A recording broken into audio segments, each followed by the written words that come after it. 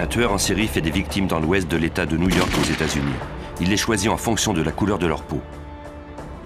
La population est terrorisée. On ignore quand il frappera de nouveau. Les seules traces qu'il laisse derrière lui sont des douilles de projectiles. On fait appel à un psychologue du service des sciences comportementales du FBI pour orienter les recherches. Il faut arrêter ce tueur à la haine dévastatrice au plus vite avant qu'il ne fasse d'autres victimes.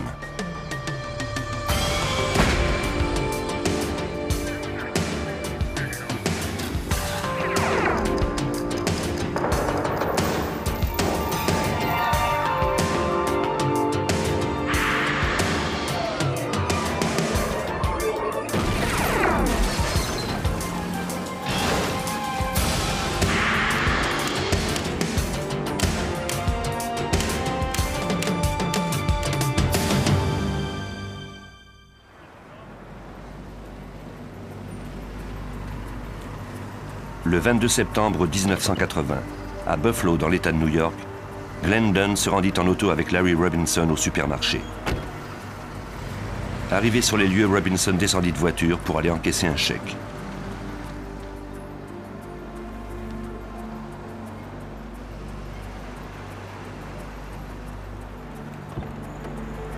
Pour tuer le temps, Dunn sortit de l'auto et s'alluma une cigarette.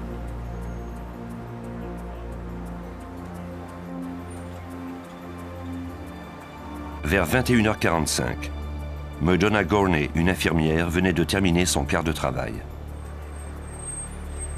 En route vers la maison, elle décida de s'arrêter au supermarché pour faire quelques courses. Dans l'obscurité, elle aperçut Dunn. Elle ne se sentait pas en sécurité et pressa le pas. Il y avait eu de nombreux vols depuis peu dans le secteur et elle ne souhaitait pas qu'il lui arrive quelque chose. Elle marcha droit vers l'entrée éclairée du supermarché. Elle croisa alors un homme qui semblait attendre quelqu'un. Une fois à l'intérieur, elle se sentit en sécurité. Larry Robinson n'eut pas à attendre très longtemps pour encaisser son chèque.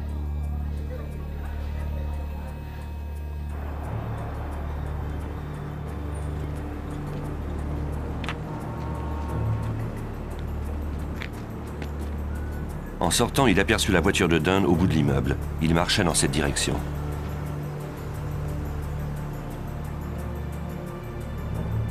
En tentant d'ouvrir la portière, il constata qu'elle était verrouillée. À l'intérieur, Dunn ne semblait pas le voir. Robinson fit le tour du véhicule jusque du côté du conducteur. Il se rendit compte que Dunn ne bougeait plus. Du sang coulait de sa tête. Il retourna en vitesse au supermarché pour y demander des secours.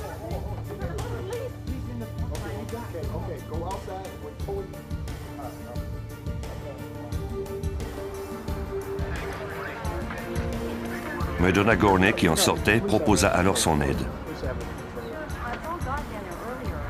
Un gardien de sécurité l'assura que la situation était sous contrôle.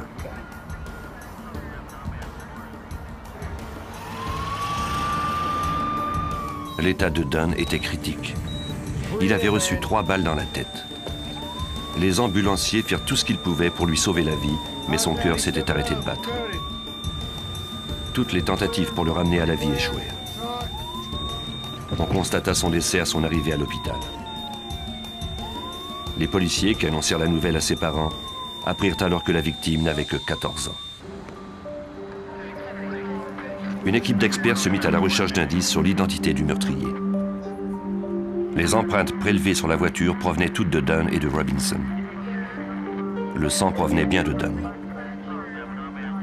La seule piste laissée par le tueur était constituée de quelques douilles de projectiles.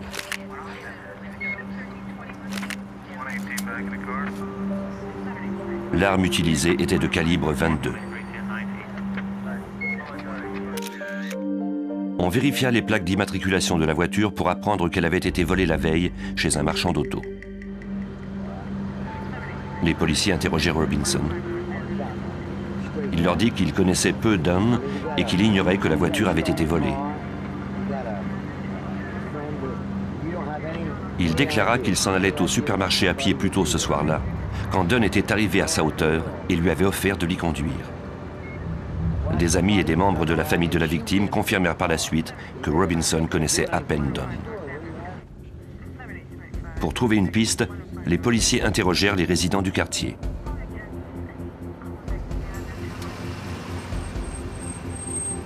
Un agent trouva alors une personne qui voulait bien coopérer.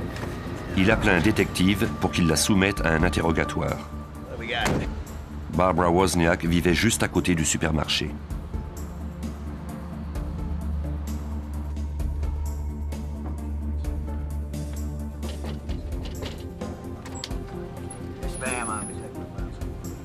Elle déclara qu'elle avait entendu les coups de feu et vu l'assaillant. Vers 21h45 ce soir-là, elle était occupée à faire à manger lorsqu'elle avait entendu 3 coups de feu. Elle se précipita à la fenêtre pour voir de quoi il s'agissait. Elle aperçut alors un homme de race blanche s'éloigner en courant d'une voiture garée dans le stationnement. Comme il portait une veste à capuchon, elle n'avait pas bien pu voir son visage. Pendant que le détective interrogeait Madame Wozniak, on lui fit savoir qu'un autre témoin du supermarché avait appelé pour offrir de l'aide.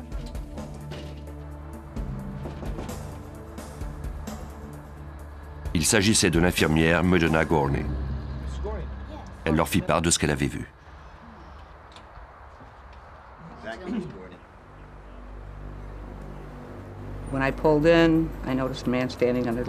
En arrivant, j'ai remarqué qu'il y avait un homme sous un lampadaire au bout du stationnement. En sortant de mon auto, j'ai consciemment fait un détour pour l'éviter. J'étais seule et il faisait sombre. En le voyant debout à cet endroit, j'ai eu l'intuition qu'il tramait quelque chose et je ne voulais pas être impliquée. Gorney était inquiète et elle avait regardé à la ronde pour voir si quelqu'un d'autre pouvait éventuellement l'aider si nécessaire. J'ai alors aperçu quelqu'un d'autre. En me rapprochant de l'entrée, j'ai pu mieux le voir. Mais je me suis alors dit que si quelque chose devait m'arriver, cet individu ne me serait d'aucune aide, car il avait l'air sous l'effet de la drogue. Il ne me disait rien qui vaille. Elle le décrivit aux policiers. Il était mince et grand, de race blanche. Il avait des cheveux foncés. Il tenait un sac de papier contre sa cuisse. Il portait des lunettes fumées à la monture métallique et il portait une veste à capuchon qui dissimulait ses traits. Cette description était intéressante car elle corroborait celle de l'autre témoin qui avait vu l'assaillant quitter la scène. Les policiers espéraient que Gorney pourrait fournir assez de détails pour que l'on puisse dresser un portrait robot. Après cet interrogatoire, les détectives du service de police de Buffalo apprirent qu'un meurtre identique avait été commis dans la banlieue voisine de Cheektowaga. La victime, Harold Green, 32 ans, fut conduite d'urgence au service de chirurgie de l'hôpital. Il avait été touché d'un projectile de calibre 22 à la tempe gauche et sa vie était en danger.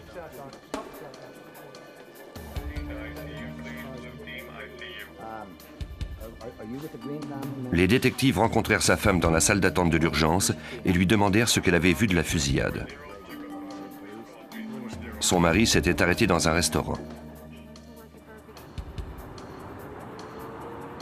Il mangeait dans sa voiture lorsqu'un assaillant de race blanche, portant une veste à capuchon, s'était approché et avait fait feu sur lui. Une employée du restaurant entendit le coup de feu. Elle aperçut le tueur quitter les lieux en courant, un sac de papier à la main. Elle alerta son supérieur.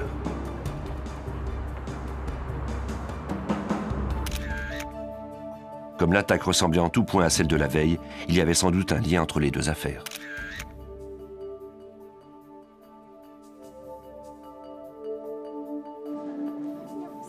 Madame Green déclara que ni elle ni son mari ne connaissaient Glenn Dunn ou un membre de sa famille. Son mari gagnait sa vie comme ingénieur et il était un membre important de la population.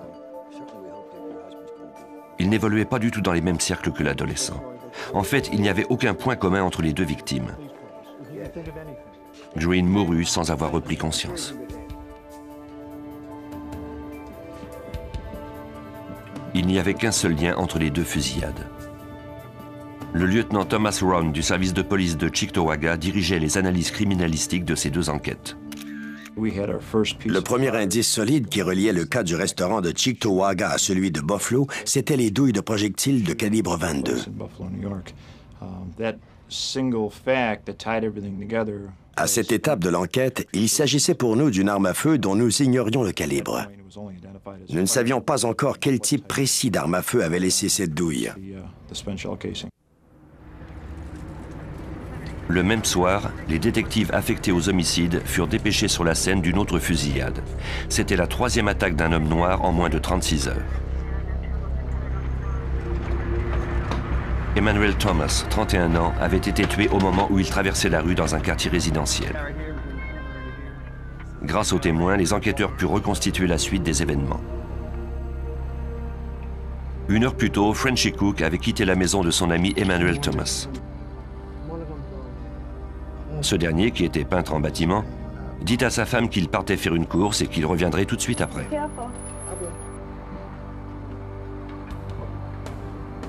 Son voisin, Thomas Jackson, aperçut les deux hommes se diriger à pied vers l'intersection des rues East Ferry et Zenner.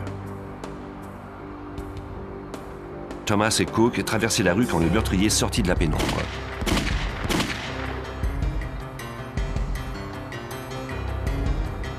Il sortit une arme à feu d'un sac de papier et tira sur Thomas à quelques reprises à la tempe gauche. Thomas s'affaissa. Frenchy Cook était en état de choc. Il n'avait pas vu l'assaillant arriver. Il ignorait qui pouvait en vouloir à la vie d'Emmanuel Thomas. Un adolescent qui avait assisté à la scène de l'autre côté de la rue décrivit le suspect. C'était un homme blanc d'environ 1,75 m et portant une veste à capuchon. L'équipe d'experts légistes recueillit des douilles de calibre 22 semblables à celles trouvées sur les deux autres scènes de crime. On les envoya au laboratoire pour les comparer aux autres. Le détective John Regan du service des homicides de Buffalo n'avait pas d'autre piste. Dans ce cas en particulier, nous avions seulement deux dénominateurs communs. Les victimes étaient des hommes de race noire et on les avait tués avec une arme de calibre 22. Autrement, les victimes n'avaient aucun lien social ou personnel entre elles, ni aucun lien apparent avec le meurtrier.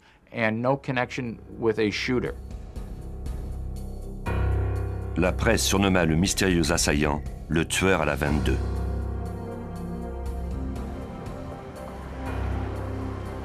Il était déjà à la recherche de sa prochaine victime.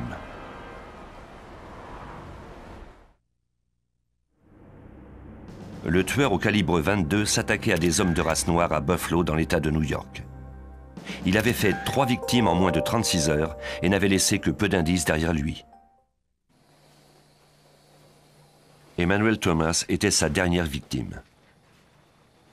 Il avait été abattu pendant qu'il traversait la rue devant sa maison. On pratiqua une autopsie.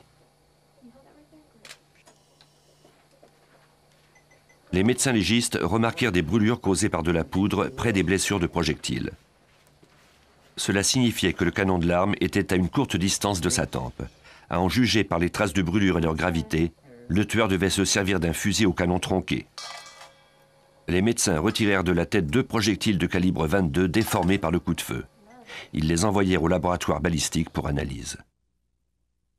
Pendant que les détectives tentaient de trouver des réponses à leurs questions, la crainte des citoyens se transforma bientôt en colère. Ed Cosgrove, le procureur d'Erie County, fut mandaté pour diriger la chasse à l'homme. La population noire exigeait que la police passe rapidement à l'action. À cause de la nature de ces attaques et de l'évidente instabilité mentale du meurtrier, l'enquête promettait d'être difficile. Le lendemain, soit le 24 septembre, Joseph McCoy marchait sur une rue résidentielle de Niagara Falls, à 30 km au nord de Buffalo.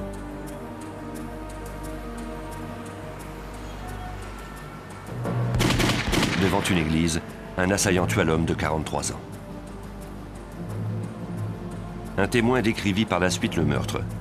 C'était un homme blanc élancé portant des pantalons kaki. Une fois encore, les policiers ne trouvèrent sur la scène que des douilles de calibre 22. Ces douilles ainsi que les projectiles recueillis sur la dépouille furent envoyés au service de police centrale d'Erie County pour être comparés aux autres. Le lieutenant Thomas Round menait cette analyse. Cette affaire présentait tout un défi aux experts en balistique ainsi qu'aux autres spécialistes parce que les projectiles s'étaient décomposés en fragments en pénétrant dans le corps de la victime.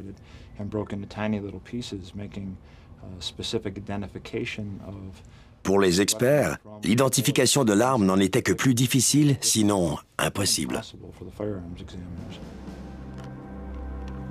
Il y avait cependant des informations à recueillir des douilles de projectiles. Chaque arme laisse des marques spécifiques sur une balle quand on fait feu.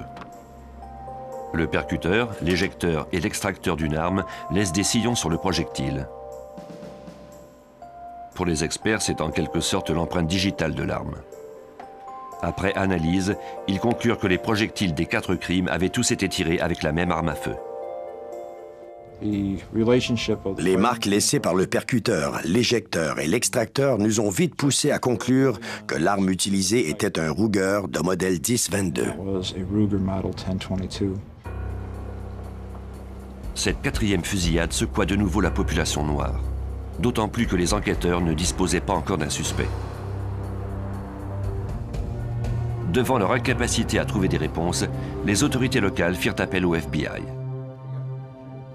L'agent spécial Chip Amarozovitz comprit toute l'urgence de cette affaire. Il était important que le FBI se préoccupe de ce cas, parce que des Noirs avaient été tués dans le secteur et que les gens craignaient d'aller dans les rues de jour comme de nuit.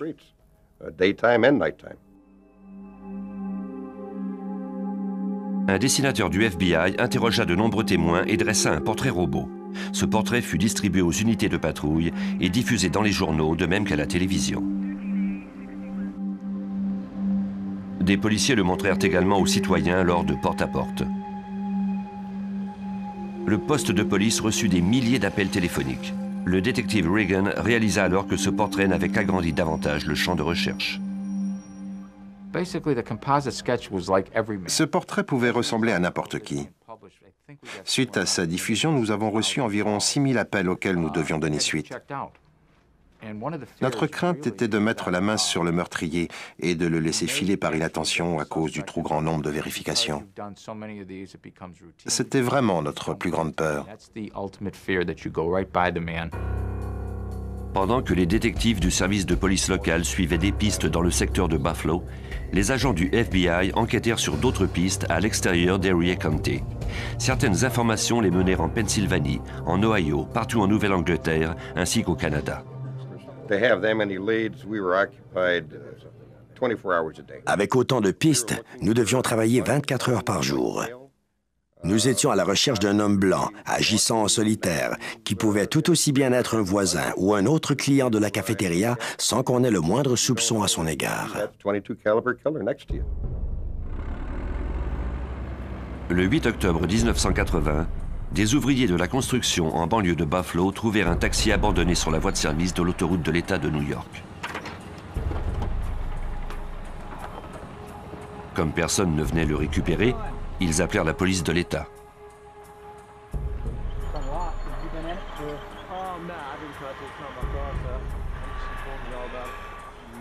L'agent qui répondit à leur appel inspecta le taxi. Il trouva un porte-monnaie sous le siège avant qui contenait un permis de conduire, mais aucun argent liquide. Il appartenait à un certain Parler W. Edwards, un chauffeur de taxi noir âgé de 71 ans. La clé n'était plus dans le contact et Edwards avait disparu. Le policier décida de fouiller le coffre quand il s'aperçut qu'il était verrouillé.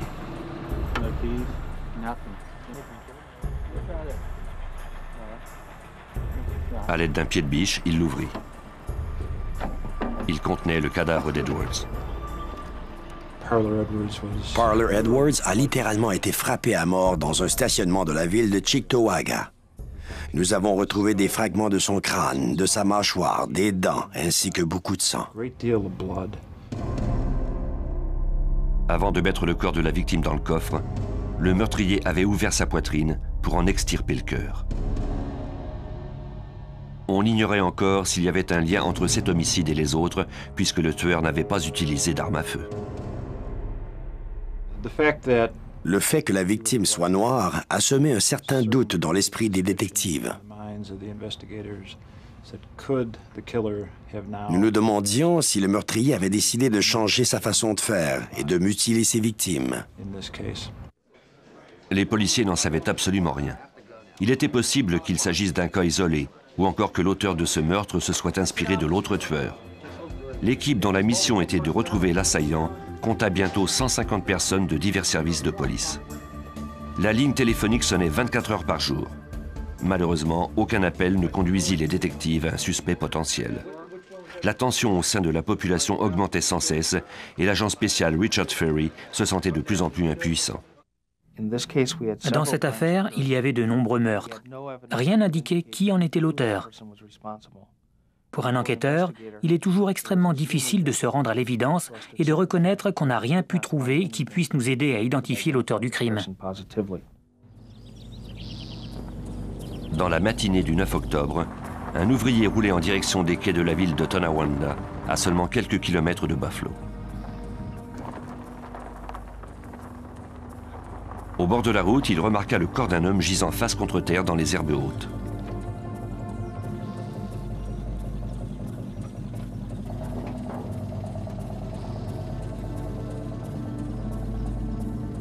Il s'approcha et constata que l'homme ne respirait plus.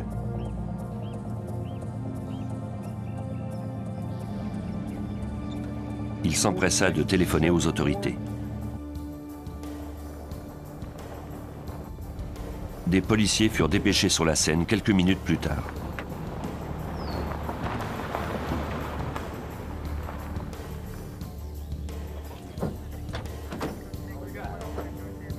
On identifia la victime. Il s'agissait d'Ernest Jones, 41 ans. Comme Edwards, Jones était chauffeur de taxi. On lui avait tranché la gorge et on lui avait arraché le cœur avant d'abandonner son corps dans cet endroit isolé. C'était le 6e homme de race noire à être assassiné dans la région de Buffalo en moins de 3 semaines. Les autorités étaient déconcertées. Avec aussi peu d'indices, il était impossible de savoir si un seul individu était responsable de tous ces meurtres. Un seul aspect reliait les 4 fusillades à la mort des 2 chauffeurs de taxi. D'un côté, nous avions 4 fusillades reliées entre elles. De l'autre, les meurtres des 2 chauffeurs de taxi qui étaient identiques, mais qui n'étaient pas nécessairement le fait du même meurtrier. Nous n'étions pas tous du même avis quant à savoir si tous ces meurtres avaient été commis par un seul individu.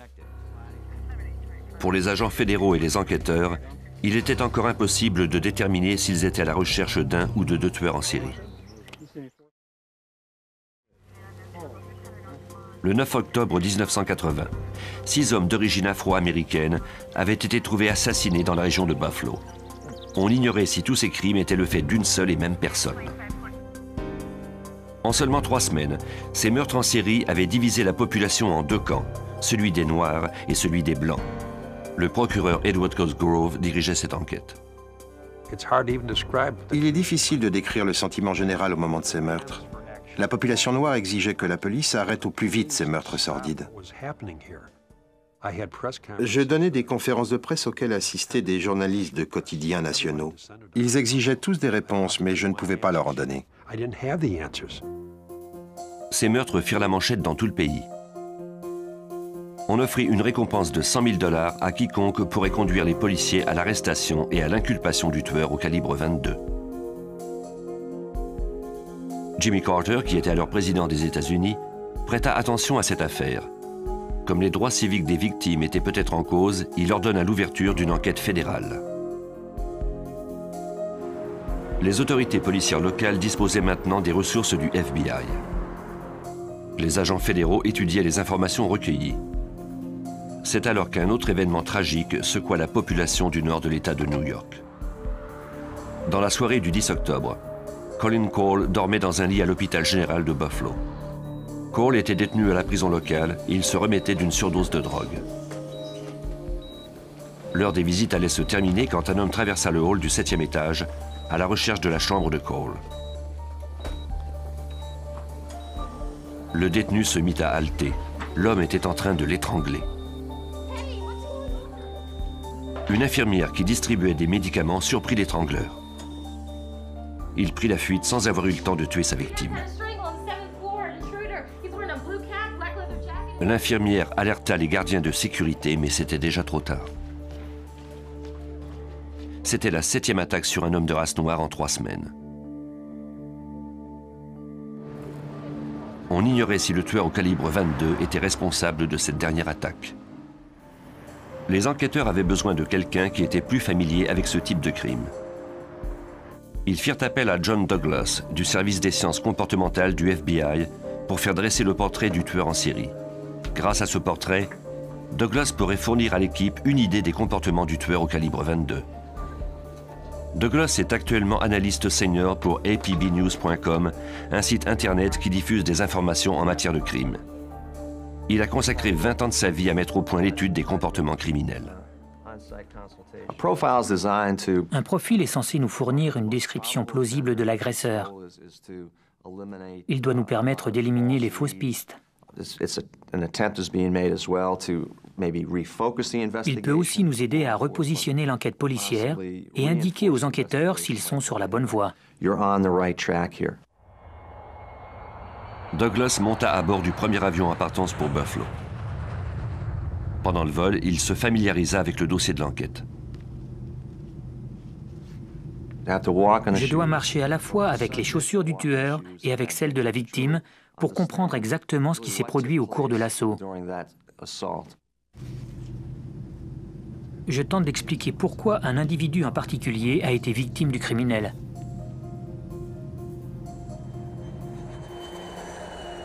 Douglas confirma les soupçons des enquêteurs. Le seul lien entre les 6 victimes était leur race et leur sexe. Ces hommes de race noire avaient été choisis comme cible par au moins un assassin. Le seul survivant, Colin Cole, n'avait pas été choisi au hasard puisque le criminel s'était rendu à l'hôpital pour l'étrangler. Douglas croyait que l'assaillant de Cole était peut-être un imitateur, mais cela n'indiquait pas qu'il était l'auteur des autres meurtres. Il fallait pousser l'enquête plus loin. L'expert recréa avec soin chacun des meurtres à partir des indices recueillis. Il se mit ensuite à la recherche des caractéristiques comportementales attribuables à un seul individu. Quand on a affaire à un tueur en série, on étudie les schémas de ses comportements ainsi que la façon dont il signe ses crimes. La signature est en fait un comportement répétitif. Le tueur se sent obligé de le répéter. C'est en quelque sorte un rituel. Douglas constata que les comportements au cours des 4 fusillades étaient identiques.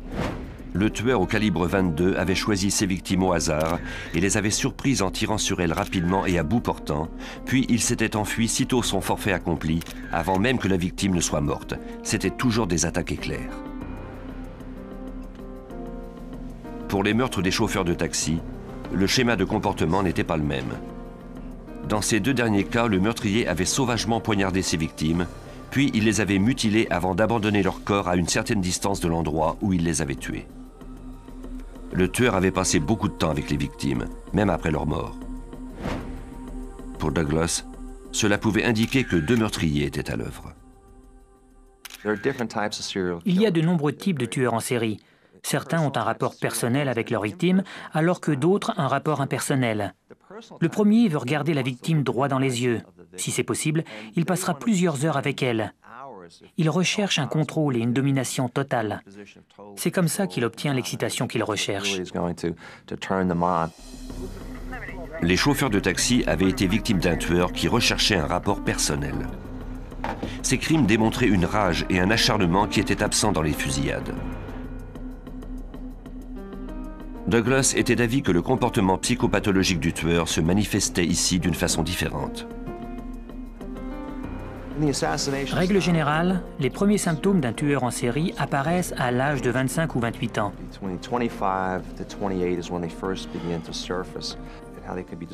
Il a une personnalité plus asociale qu'antisociale et il est renfermé sur lui-même. Il développe une obsession pour les armes. Parfois, quand nous les arrêtons, ils sont en possession de quantités d'armes. Si un tel individu travaillait dans le milieu militaire, il éprouverait des difficultés quel que soit son champ d'activité.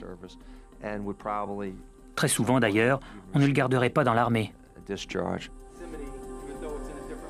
Pour l'expert, il semblait bien que l'ouest de l'État de New York était aux prises avec non pas un, mais bien deux tueurs en série. Il fit part de ses conclusions aux enquêteurs. Comme le champ des sciences comportementales en était à ses débuts dans les années 80, de nombreux policiers avaient des doutes sur le bien fondé des assertions de Douglas.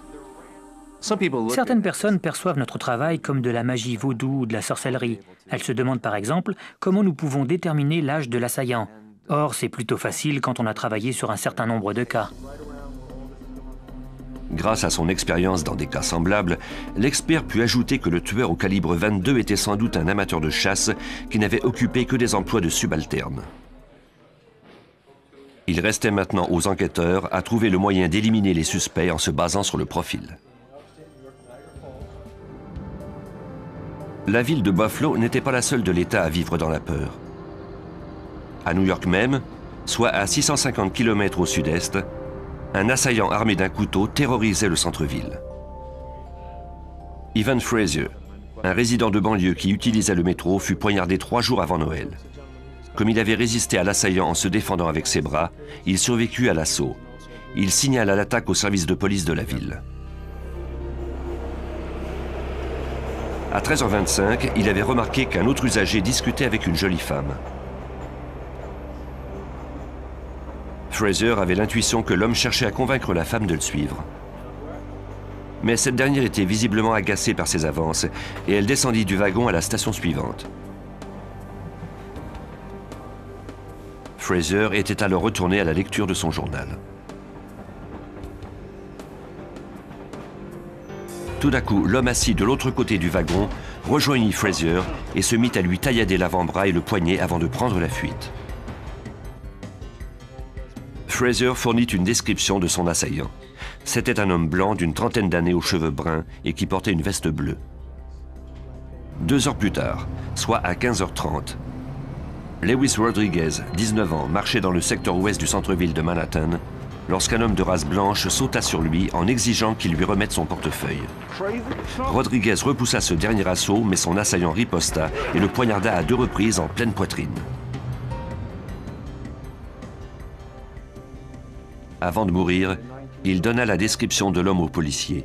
Il était de race blanche, avait les cheveux bruns et portait une veste bleue. 3 heures plus tard, c'est le corps d'Antoine Davis que l'on trouva cette fois poignardé à mort devant une banque du centre-ville. À 22h35, Richard Renner mourut à son tour devant un hôtel de la 49e rue. Il avait également été poignardé. À 23h, le tueur était de nouveau dans le métro, à la recherche de sa prochaine victime. Il aperçut alors Carl Ramsey. Dans la pénombre, aucun des passagers ne remarqua qu'on l'avait poignardé. Même s'il saignait abondamment, Ramsey réussit à sortir du métro. Mais à minuit, il rendit l'âme. En moins de 24 heures, 4 hommes de race noire avaient été tués. Les journalistes de New York surnommèrent le tueur le boucher du centre-ville. Ces attaques répétées sur des hommes noirs à Manhattan présentaient de nombreuses ressemblances avec les meurtres du tueur au calibre 22. Les enquêteurs de New York firent appel au service de John Douglas pour faire dresser le profil du meurtrier. J'ai d'abord fait une analyse des cas en eux-mêmes, sans aucune référence à quelque autre affaire. Mais quand j'ai effectué le portrait du meurtrier, j'ai constaté que c'était semblable au cas de Buffalo. Le sujet s'approchait de ses victimes et les tuait lors d'attaques éclairs. Il y avait cependant une différence notable. Le boucher du centre-ville utilisait un couteau alors que le tueur au calibre 22 se servait d'un fusil. Dans ces cas, il n'y avait pas de fusil de calibre 22, mais cela pouvait s'expliquer par le fait que nous étions dans un secteur densément peuplé et qu'une arme aussi bruyante aurait attiré l'attention sur le meurtrier.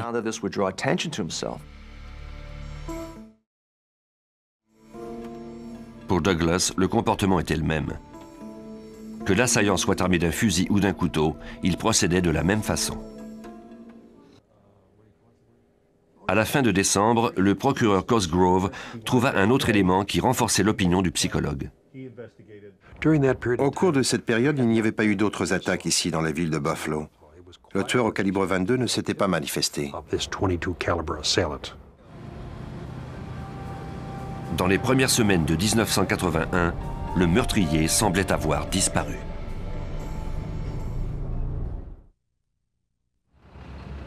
En janvier 1981, le FBI et les enquêteurs de Buffalo étaient à la recherche du tueur au calibre 22.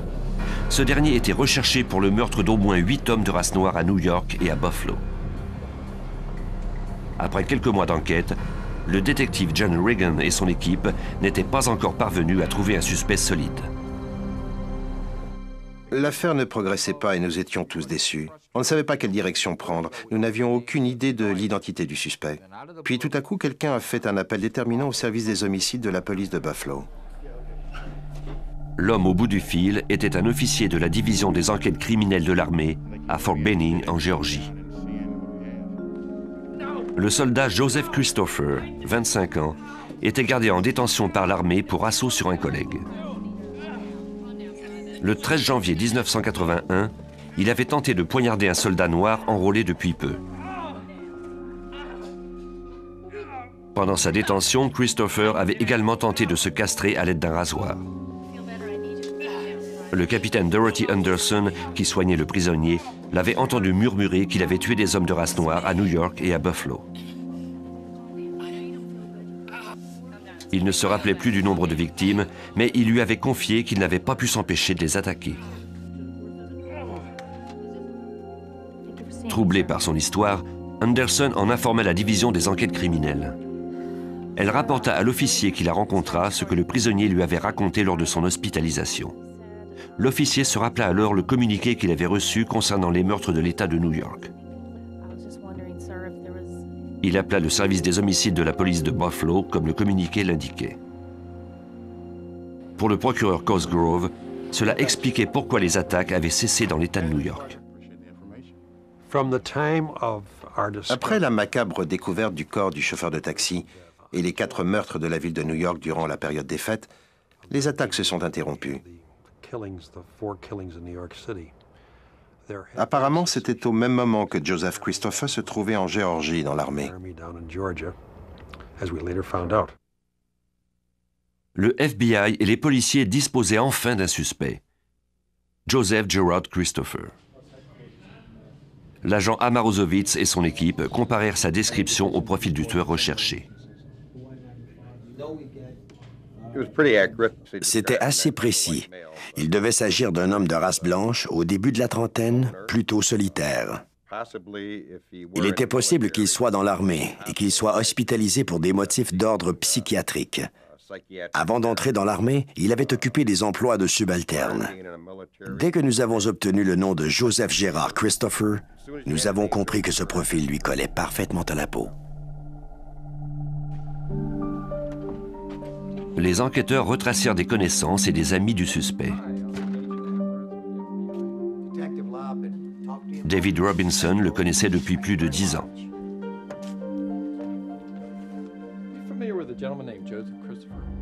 Il leur arrivait de pratiquer ensemble le tir à la cible et de chasser le chevreuil près du chalet de la famille de Christopher. Robinson raconta aux enquêteurs que son ami avait une collection d'armes à feu que lui avait légué son père à sa mort.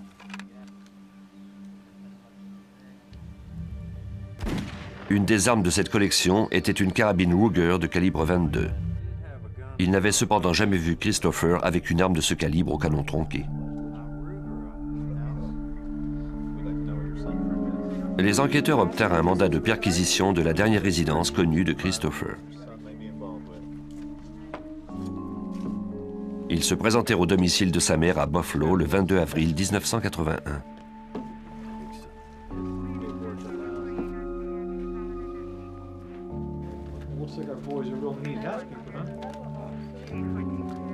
Dans la chambre à coucher du suspect, les agents du FBI trouvèrent des lunettes à monture métallique ainsi que des vêtements kakis qui correspondaient à la description des témoins.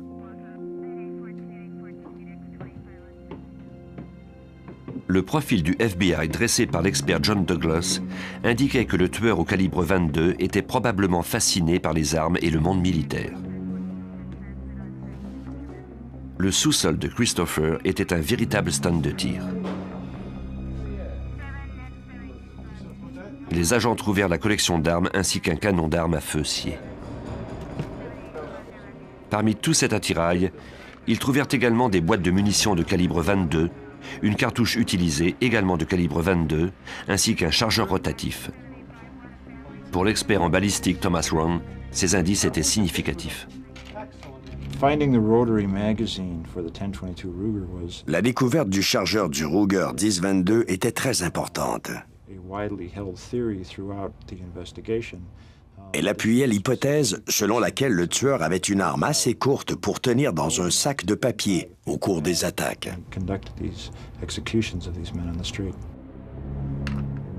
Le chargeur rotatif permettait à Christopher d'avoir à sa disposition toute une charge de munitions.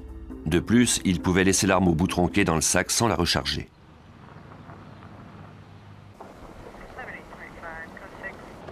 Munis d'un second mandat, les enquêteurs fouillèrent le chalet de la famille du suspect à Ellington.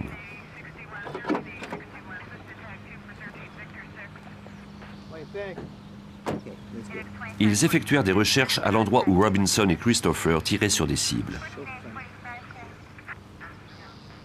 Ils y trouvèrent 2 douilles qui portaient la marque d'un percuteur en particulier. On avait recueilli ces mêmes marques sur les douilles recueillies sur les scènes de crime. Les experts en armes à feu du service de police d'Erie et County examinèrent les douilles recueillies chez Christopher ainsi qu'au chalet de sa famille. Ils les comparèrent ensuite à celles trouvées sur les 4 premières scènes de crime. Ils en conclurent que ces douilles avaient toutes été tirées avec la même arme à feu. Grâce à cette preuve, l'assistant du procureur John DeFranks put obtenir une mise en accusation d'un grand jury. Les douilles parlaient d'elles-mêmes. On n'avait qu'à les placer sous un microscope pour obtenir une preuve solide.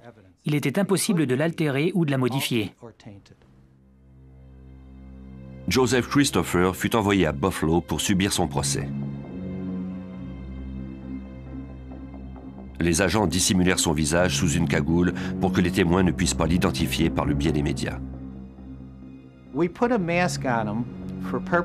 Nous l'avons masqué pour éviter que des témoins ne le voient à la télévision et fondent ensuite leur identification sur cela plutôt que sur leur seul souvenir.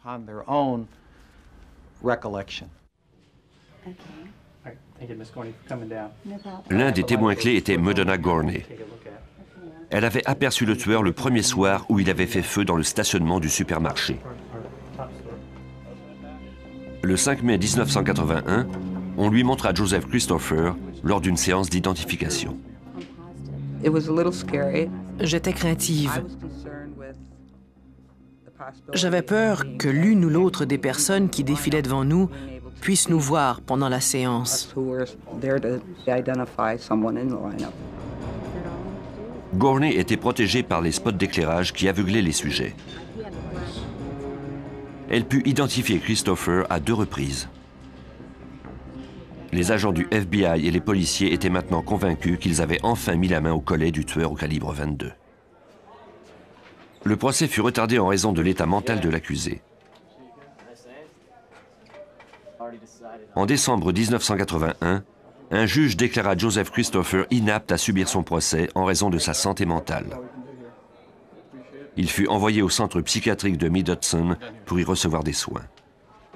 Le 17 février 1982, on le jugea enfin apte à subir son procès. Le procès s'ouvrit le 6 avril 1982. La population suivait avec intérêt le déroulement des événements. Les médias faisaient état de l'affaire tous les jours, parfois même minute par minute. C'était ce que la population souhaitait. On voulait des réponses, des informations. Cela jouait en notre faveur aussi, puisque la population est rapidement devenue convaincue que c'était bien le coupable et qu'il n'y avait plus de raison d'avoir peur. Le jury de l'État trouva Joseph Christopher coupable des meurtres de Glenn Dunn, Harold Green et Emmanuel Thomas. Il fut condamné à une peine d'emprisonnement minimale de 60 ans. Il ne fut cependant pas poursuivi pour les meurtres de Manhattan. Une question restait toujours en suspens. Christopher était-il celui qui avait poignardé les 2 chauffeurs de taxi? Bien que le profil du FBI ait écarté cette possibilité, Christopher a par la suite donné des détails sur les blessures des chauffeurs de taxi que seul le tueur pouvait connaître. Nous voulions nous assurer ici à Buffalo et à Erie County que nous répondions aux souhaits de la population par notre professionnalisme et notre compétence. C'est ce que la population attend des policiers et des procureurs. Nous avons pu répondre à ces attentes parce que l'enquête a été couronnée de succès.